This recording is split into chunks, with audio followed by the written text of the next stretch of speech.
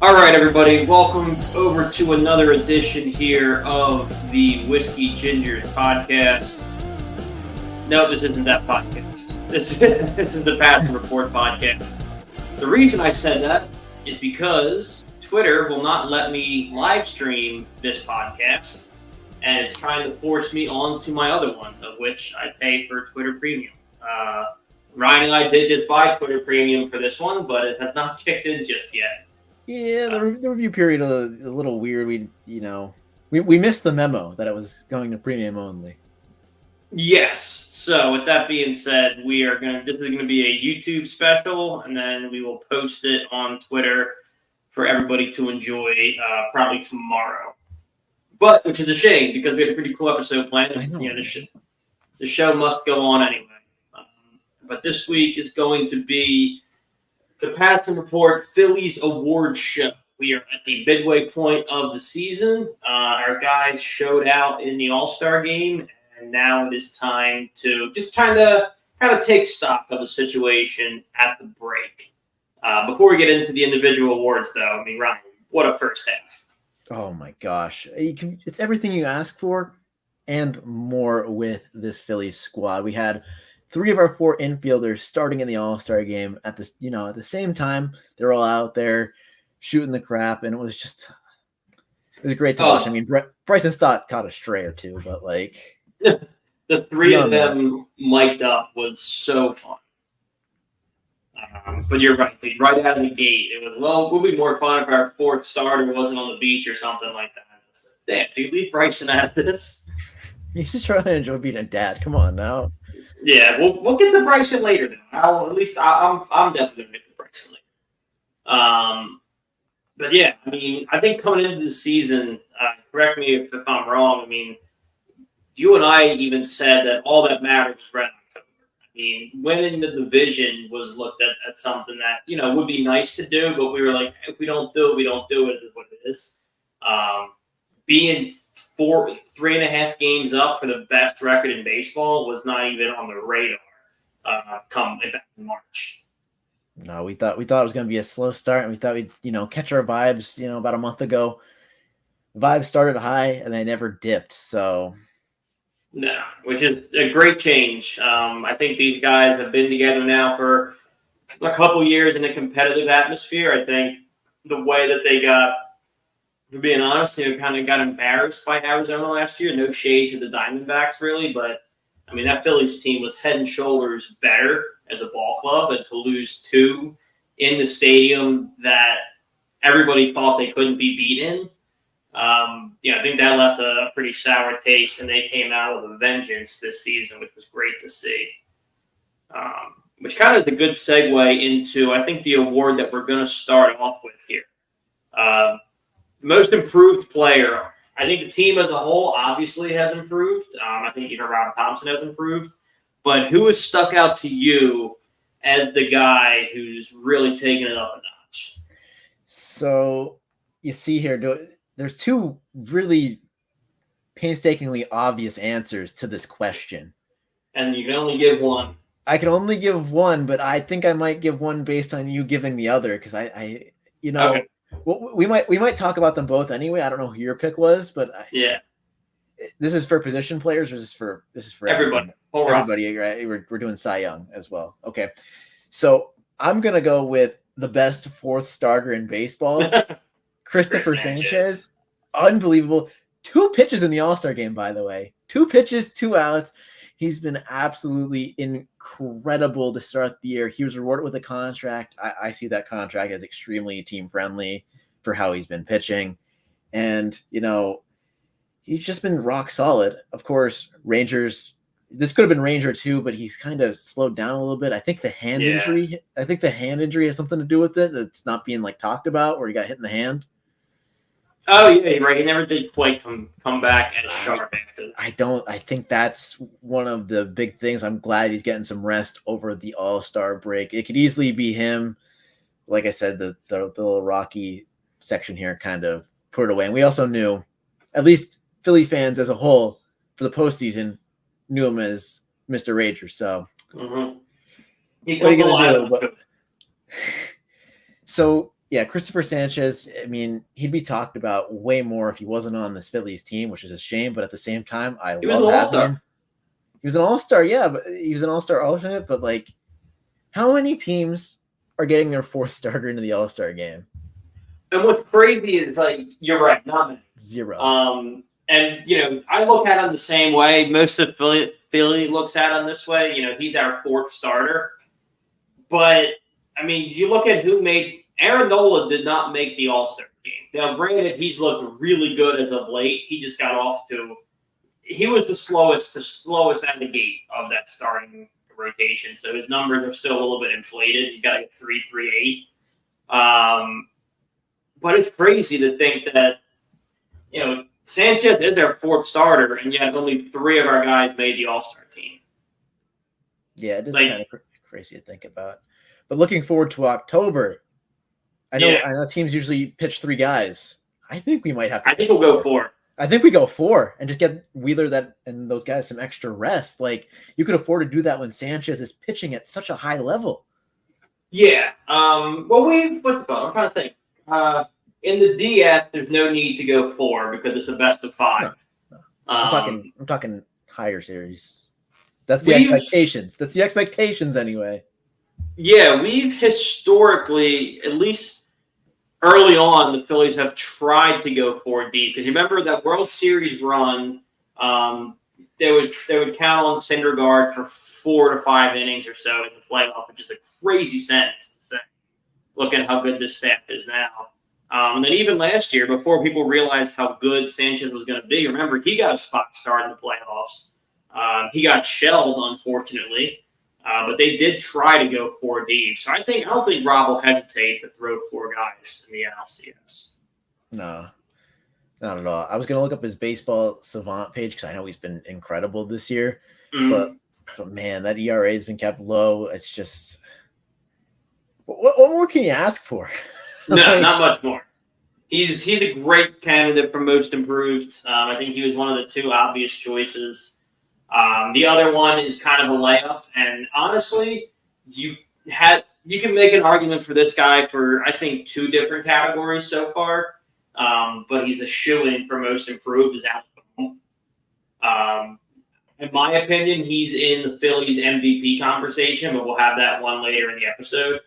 But Bomer has been a different guy. I mean, you look at, last year, the defensive improvement was noticeable. He had to play first. He had to play third. He played both positions exceptionally well. The batting was what you'd expect from Bo, mid-200s guy, not a lot of power, decent RBI season. But, man, this year, leads the league. No. He leads the league in doubles. I know for a fact he's still top 3 in the NL in RBIs. I know he and Ozuna have been kind of duking it out for the top spot. Mm-hmm. Hitting for average, high 2s all season, sometimes into the 3s. The fielding's still been good. It's taken a bit of a step back from last year, but it's still been more than serviceable on the field.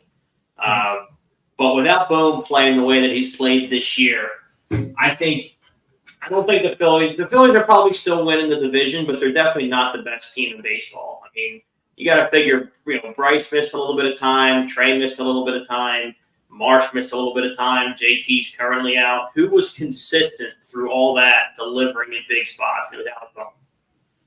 Yeah, exactly. I just looked at his baseball savant page and 95 batting run value. He's been absolutely astounding at the plate. And he did have that derby home run derby performance. He did so well. I was very proud of him because he's not a home run hitter. No, I was insanely proud of him. Once they started posting those numbers, I'm like, oh, wait a minute. And then it just, all fell down. But do you see they got the rules wrong? Yeah. And I thought, I watch the home run derby every year. I thought it seemed weird that the initial swing off was only 3 pitches. He went straight. I don't know. But anyway. It should have been a 60-second swing off.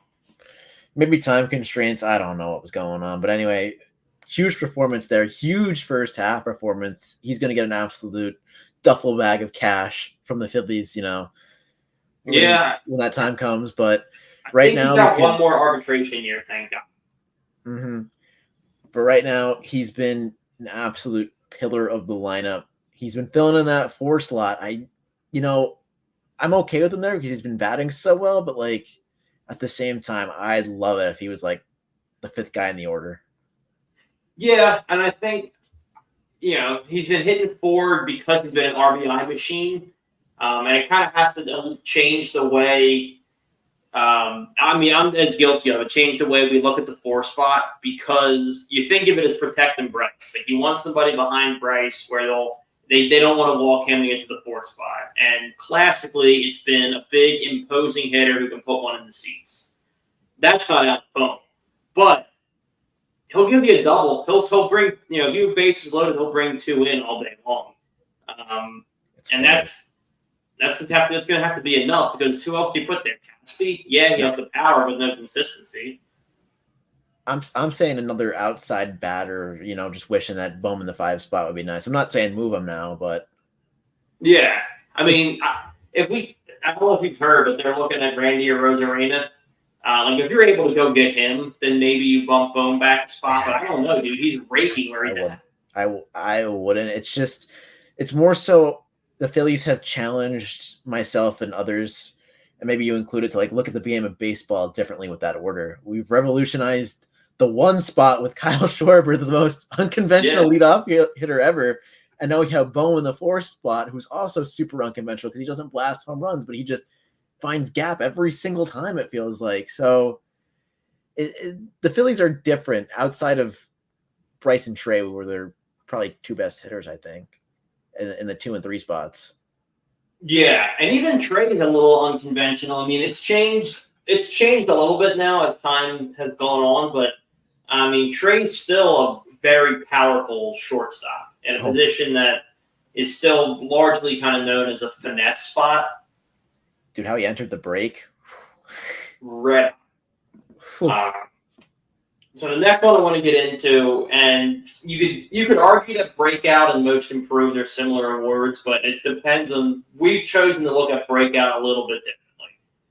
Breakout for us is going to be a guy who coming into the season you didn't expect to be as big of a part of the team as they are. So most improved, like you knew coming in that Alec was going to be a bit of an everyday piece. You knew Sanchez was going to be in the starting rotation. Breakout is going to be a guy where, like, man, I didn't think we needed him, but thank God he's here.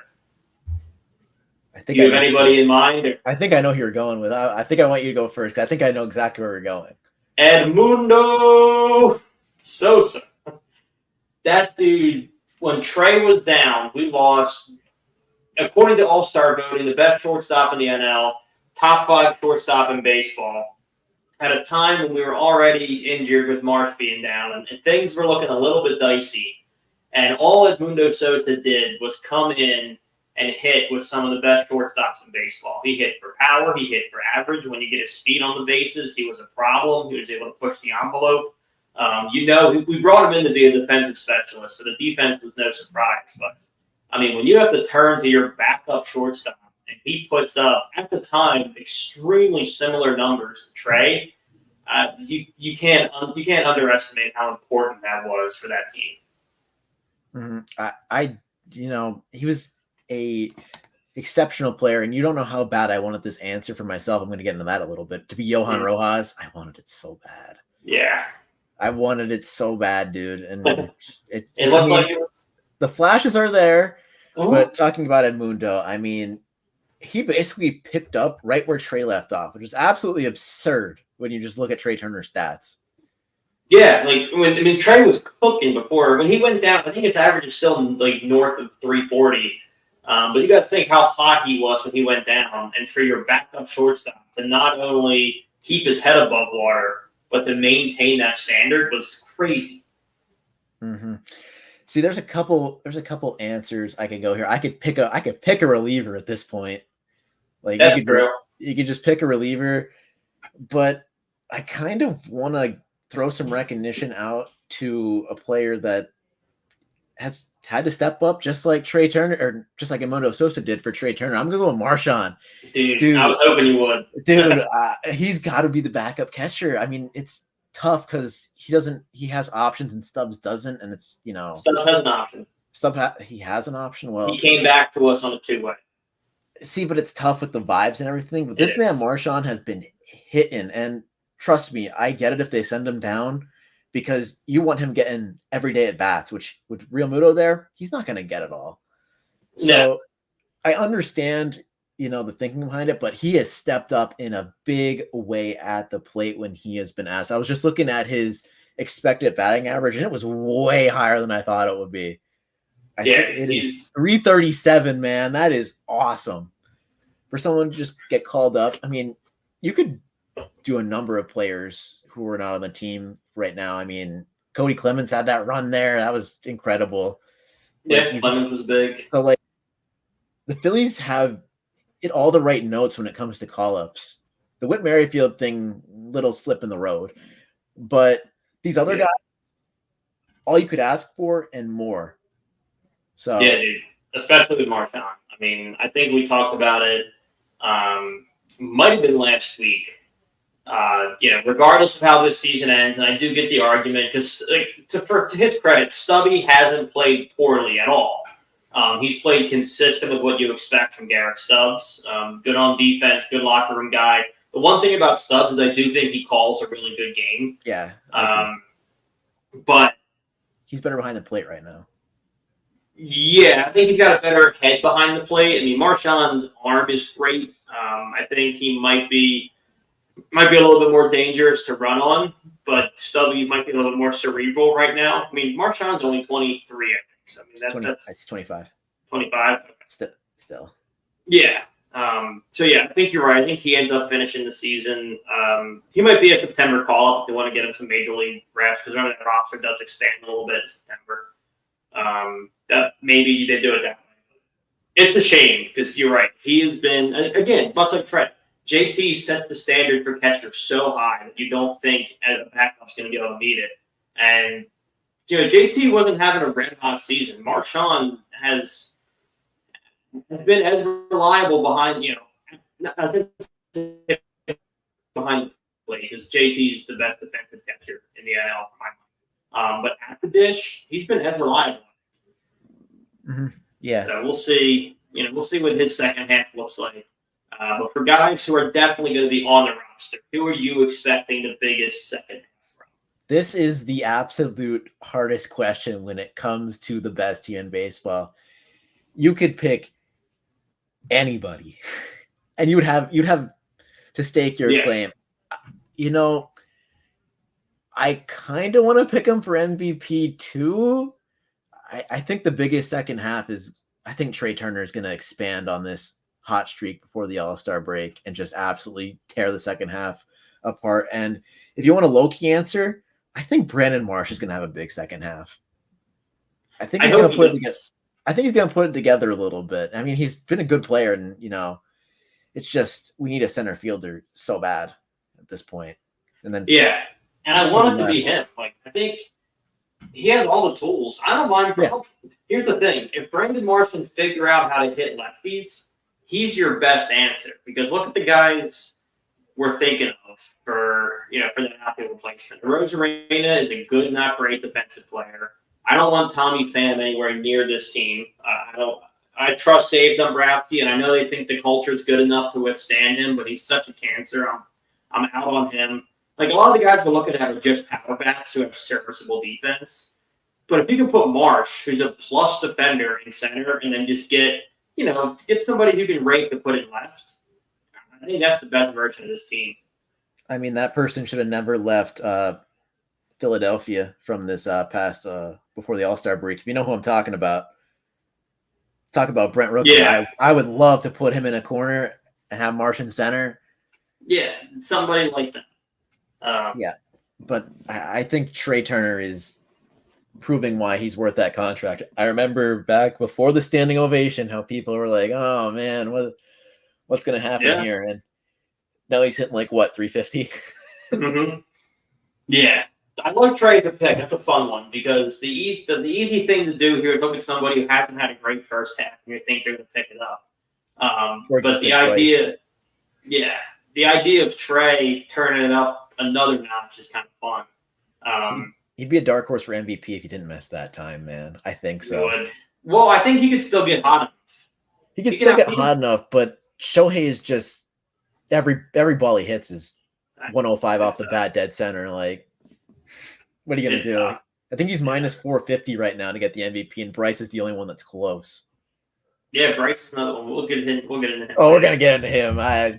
The cop-out answer for this, and I think we're both like the reason I'm not going to give it, but the easy answer is Bryson Stott because he's a great player, had a bad first half. So we'll put that on the table and just understand that that's the most cut and dry black and white answer. For me, I think it's going to be Jose Alvarado. He got off to a hot start. For whatever the reason, he seems to have lost his command. They asked Rob Thompson about it. He said he doesn't. He said that the explanation was he didn't feel his pitches. He lost a little bit of confidence in his stuff. But with Jose Alvarado, confidence is no issue. I think he's a guy who, might take a little bit, might be even on into August. But I think he's going to get right heading down the stretch, and we're going to have a really dominant bullpen when you look at an all-star in Strom, an all-star in Hoffman, and then if Alvarado is able to get right, if these starters can get them to the seventh, it's going to be game over with those three. Coming out the pen. You can make an argument. Sir Anthony has his moments. Soto has his moments. Maybe they go out and do a deal for Mason Miller, but I think he's going to cost too much. And honestly, that's why I'm rooting so hard for Jose Alvarado. If he can return to form, remember last year in the playoffs, they were talking about him as one of the best relievers in baseball. So he has that Mason Miller-esque ceiling, and he's already on the roster. Yeah, I mean, I don't know if it's the ceiling's that high because Mason Miller is just absolutely ridiculous.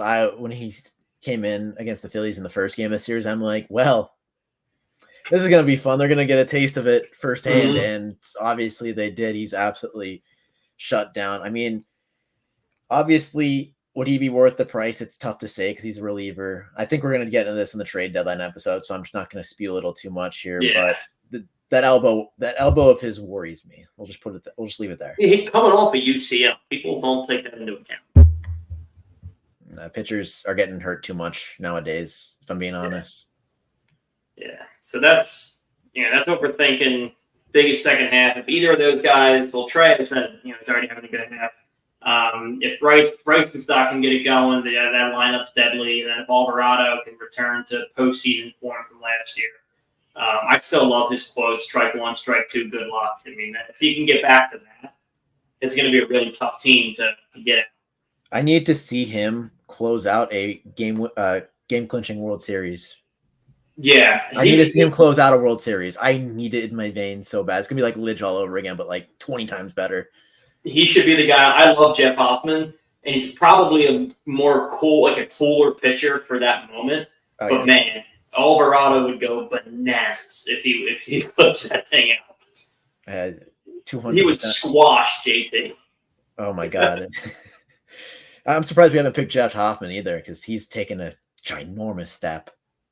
Yeah, he definitely has. I think the only reason I didn't pick him for most improved was that we saw glimpses last postseason.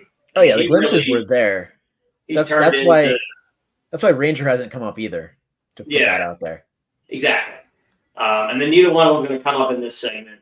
This is the only negative segment we have, but it's the biggest disappointment so far. On a team that's been so good and so dominant across the board, there's always going to be a couple of bumps in the road. Just to make this fun and sporting, I think neither one of us should be allowed to say Whit Merrifield because it goes without saying. So with that said, who's been the biggest disappointment? Parentheses so far. These guys can still turn it around. There's two kind of answers that you float around. Mm-hmm. I think I might take the layup here. Okay. I'm going Taijuan Walker. I hope he turns it around, but man, a 5 ERA. I mean, he's our 5 pitcher, but it wasn't necessarily supposed to be that way. You know, he was paid to be a 3. He was paid to be the 3, but we just happened to be so lucky that Ranger stepped up last year to overtake him. And now Christopher Sanchez is stepping up this year to overtake him. So he's bumped down to 5. If you look at his numbers through the lens of a 5 starter, they're meh. they're like below average. Yeah, they're on par for a 5, but we're not paying them as a 5. You look at the contract and like, yeah, just think if we had that extra 18 mil, what could we have done with it? Yeah, You know? I mean, you could get a top end reliever for that. You can fix center field for that. It's more so not the player himself in the role that he's in. It's more so everything else. He's Tobias Harris.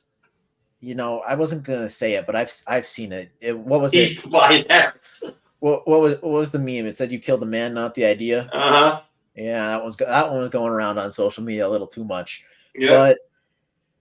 But yeah, I mean, it's just tough. I hope he could turn around. And if he could turn around, I mean, this pitching staff is already the best in baseball for starters. And I mean, Rangers needs to get healthy. That's the big thing. Yeah, Rangers going to get healthy. And this is a pitching staff who's going to return Spencer Turnbull in like 3 weeks. Now, I don't. Yeah. Well, I mean, look. Leave a sour taste in a lot of people's mouths, I think. Yeah, but I mean, think about it. If we get a healthy Turnbull for August, September, October, all of a sudden, you don't have to. Not that I don't think we'd ever be in this scenario, but we don't have to go into a playoff game where Junior Marte is getting innings, or where some of these wild card relievers are getting innings. I mean, if you're able to, let's say Rangers got a high pitch count in the 5th. You don't have to turn it over or burn your bullpen. You bring Spencer Turnbull in, he'll give you 2 innings, then you hand it to the big guys. So I think he's not my biggest disappointment. I'm just explaining how much better the pitching staff could get. Yeah, he was an absolute gem for the first half that he was in. He was an absolute stud. So no, it's not the pick, but it's just I feel like I took the layup. Philly Twitter is not easy on this guy. No. I think for me, the biggest disappointment is a lot of people think I would probably go Casky here, and I'm not. I'm going to stay in the outfield. It's Johan Rojas. I'm so upset. And it's not because the book is closed on him or anything like that. I mean, he's come back and played sensational defense, which last year would have kept him out of this category. But the problem is, you came into this season as this team's starting center fielder with all the hype that surrounded it. We went out, got Christian Pache last year. You came into the offseason with a pretty rough playoff under your belt, and the Phillies said it was an open competition. For what it's worth, Pache had a great spring training, and he still couldn't overtake Rojas, which meant it was never a true competition. So you had to come into this season with the expectations that an established center fielder would have. And we're at the trade deadline trying to find center field help. Mm-hmm. So he just didn't do it. Yeah, it's tough, and especially, like I said, we'll probably do a trade deadline show with the return packages on some of these guys that are being rumored. It puts the Phillies in such a tough spot. Because do you give up on him? I mean, he's probably going to be in any trade, if I'm being honest. Yeah, you would almost have to, because otherwise, if you don't include Rojas, then you're looking at Aiden Miller end or Painter end. We'll get into that stuff. I have a burning question to ask you, but that burning question will come in 2 or 3 weeks. Yeah. But you're right, he did put him in a bind, because we were supposed to come into this season with no major holes and then being able to, 1 through 9 was supposed to be good, and then let Dave build around the fringes, bring in, a power bat off the bench, bring in a utility guy, Whit Merrifield, whatever. I don't think this team, with the aspirations that they have, expected to have to fill center field at the deadline. Yeah, and just going back to that package thing real quick, the package that they want for Luis Robert is just absolutely crazy and would probably set our farm system back a long time if we give them pretty often. If we give them what they want. That's why I am elsewhere. I've seen every other name floated about. The stove is getting hot. We will do a show. We promise. Yeah, we'll get into that. We'll get into that eventually. And we got a lot to talk about, because that's the main reason we have a lot to talk about. I mean, the bullpen, of course, there's been some bright spots and some down spots, but you could always use more relievers. Yeah. You don't always need more center fielders. I'll leave it at that. No, not as your starter either. Depth is one thing. We're looking for a starting center fielder, which is amazing that we're still the best team in baseball as a whole like that. Part of the reason we're the best team in baseball is that this starting rotation has been sensational from top to bottom. So for our second to last award of the night, who has been your Cy Young Award winner on this Phillies roster through the first half? Even with the tough spell, you got to give it to Ranger. I mean, it's Ranger. It's definitely Ranger. I mean, Wheeler we know is going to be, he feels like he's been lacking just a tad. Like, he's been pitching great, but there's that extra gear in there somewhere with Wheeler. But I think he'll throw that out later in August and October. But Ranger has been downright spectacular. If that ball didn't hit him in the hand, I think we'd still be having this conversation despite the stretch. Yeah. But anyway, throughout those first couple of starts there, he's just been locked down. I mean, we saw it in the postseason. Everyone saw it in the postseason. And they're like, okay, he's a postseason performer. He's just got the ice. He'll pitch his way through a successful regular season, as a 3, 4, 5 guy, fringe 3. But this, he put basically a whole resume together in the first half that says, hey, I'd be about any team's ace, just except that one little stretch that clouded everything. But if I'm remembering this correctly, correct me if I'm wrong, because you're better as a numbers guy, but I think his ERA broke 1 for the first time in late May. I think it did, and then that was mid 1s, mid high 2s or low 2s when it was the error that got reverted in the Tigers game, I think it was. Yeah. But think about that. We were 2.5 months into the season, and he was a starting pitcher with a sub-1. Unbelievable. I mean, we've had a different pick for all of these because I think it makes it fun. But Ranger Suarez, the last few starts notwithstanding, was by far the best pitcher. Yes, and that's not even a take away from the rest of the staff. The rest of the staff would be to 1s on most other teams, and Christopher Sanchez would be a 2 on most teams. So it's just an embarrassment of riches at this point, honestly. It's not taking away from the other guys; they're fantastic, but you have to give it to Ranger because he's just been that guy. Yeah, he's just been that hot. He's been that hot, and he just basically said, "Hey, I'm going to go into the season with a mentality that every game that I pitch is the postseason," and here we are. Yeah. So this is the one. This is the big.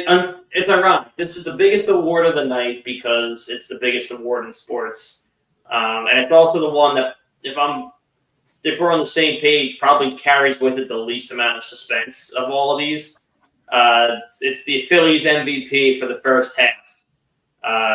Do we just save ourselves the hassle and just on 3? Yeah. 1, 2, 3. Bryce Harper. Yeah. I want it to be cool and pick Trey. I felt like Trey would be like that cool pick. Yeah. Because when Trey's been on the field, he's been absolutely amazing. But it's Bryce Harper. Come on, man.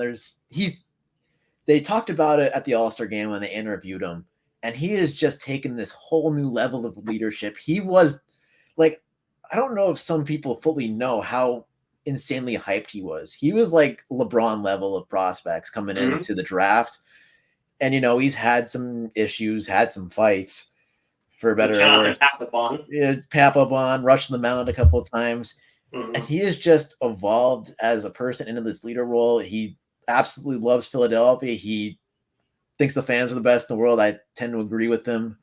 And he just has this whole different energy around him than when he started playing the game and had those sensational years in Washington. It just feels different now. Yeah, it's it reminds me a little bit of Kobe's arc because he came in, highly talented, and he'll tell me. Anyway, when you watch all of his bios and stuff, he used to say that how big of an asshole he was at the beginning of his career, and then. For him, it was the Redeem team. When he first played for that Olympic team, that was kind of his moment where he evolved into, the second half of Kobe.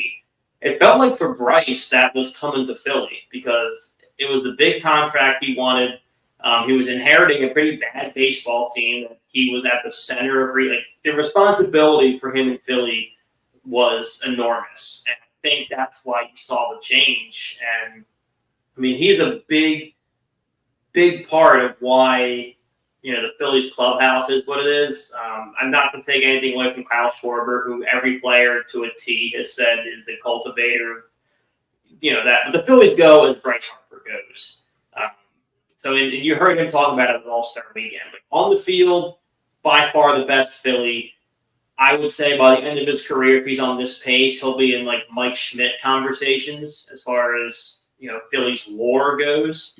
If he wins a ring or two, I think he's above that. Yeah. But that's not even on the field.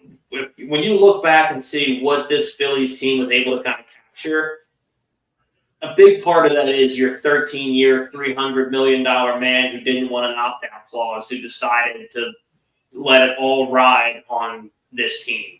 And it seems like he carries himself that way. He's all in on the Phillies. He's all in on every guy. Like, he seems like a lead from the front. He definitely is, and I feel like his teammates have taken after him. I don't know if you saw it. It's really kind of clickbaity what I think it's Ben Verlander put out about the Dodgers going home early. They had medical emergencies, like their teammates with their kids. Like, chill out, dude. Chill out for you never mind. But anyway, everyone was there. I remember when it was the swing off. They called timeout, and everybody just ran out there. It was the whole team. It's cool. Like, what this team has is really cool. Like, you listen to a lot of interviews, and it's always like, oh, you play for the guy next to you, yada yada. And a lot of it, I'm sure they mean it, and part of it's team speak.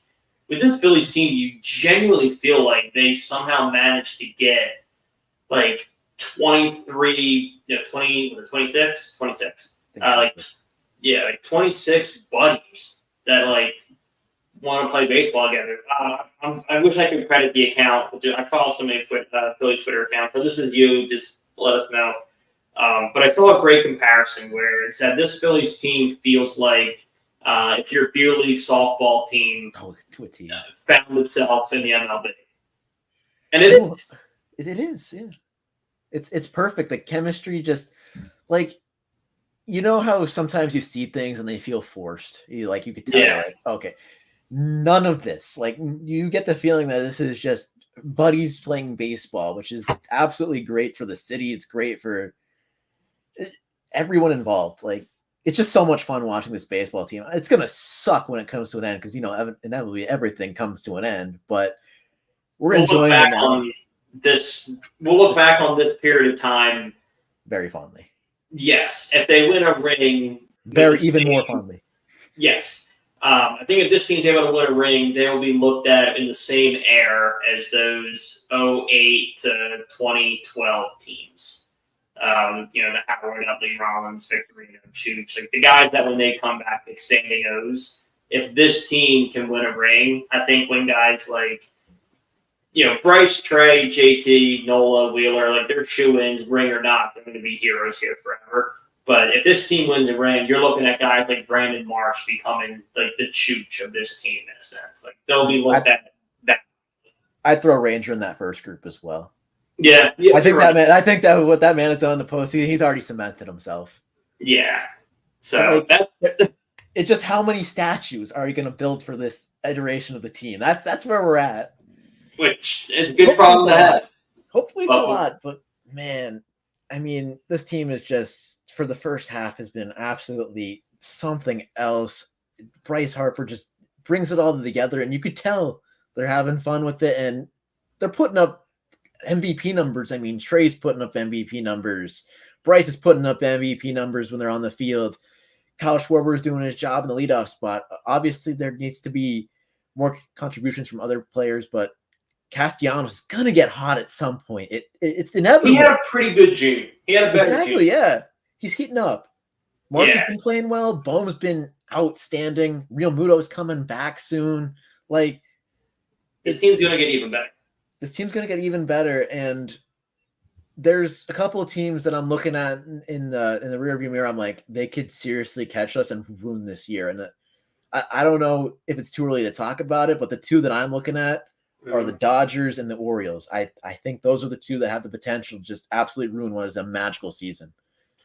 Yeah, I mean, we'll get into that. That's a second episode. We're already at 40 minutes. That's a trade deadline show with their prospect system. Everyone hears all about that from the national media, so I don't need to expand on it. Yeah, we'll get into that one. But for the award show, I mean, there's a lot of guys who could have won each of these. I think we touched on most of them. We'll have a graphic put out probably sometime next week. So feel free to quote, tweet, and comment. Who we missed. Who's yours? We'll have that dialogue for sure. But just enjoy the second half, man. Like this, Jack Fritz has said it a bunch, and I'm very strongly on his side. Like, yes, this team is going to be judged by whether or not they win a World Series. I get that. But, man, remember how bad it was from, 2013 to 2021. Enjoy this season. Enjoy the fact that we have multiple MVP candidates. Enjoy the fact that our starting five is probably the best in baseball. We'll deal with the playoffs when it comes, but just enjoy this season. Yeah, exactly. I strongly encourage, if you're in the area and you financially can, to attend a ball game. To get to a game. The energy is something different. It's, especially for the postseason, it approaches soccer game levels. Football, it does. But it does. If you're able to get to a postseason game, you're right. It is that level of insane, and I think it's not a once-in-a-lifetime experience, but it's a once-in-a-ballpark experience, if that makes sense. Yeah, I absolutely agree. You're not getting that anywhere else. Yeah, going to see them clinch against the Braves last year is one of my favorite sports memories that I'll probably always have. And it was the NLDS. It wasn't the World, but it just doesn't matter. There's something special about Citizens Bank in October. But even during the regular season, if you're able to go, they're packing that thing out. The energy's there.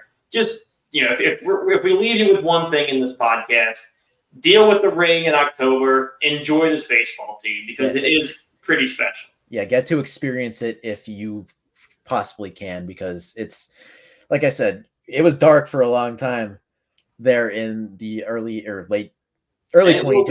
It was the whole 2010s, it felt like, honestly. Yeah. But it's different. Yeah, just soak it up. But until then, I'm Brandon. He's Ryan. We'll see you soon for a trade deadline episode. This has been the Patson Report Phillies Award Show edition.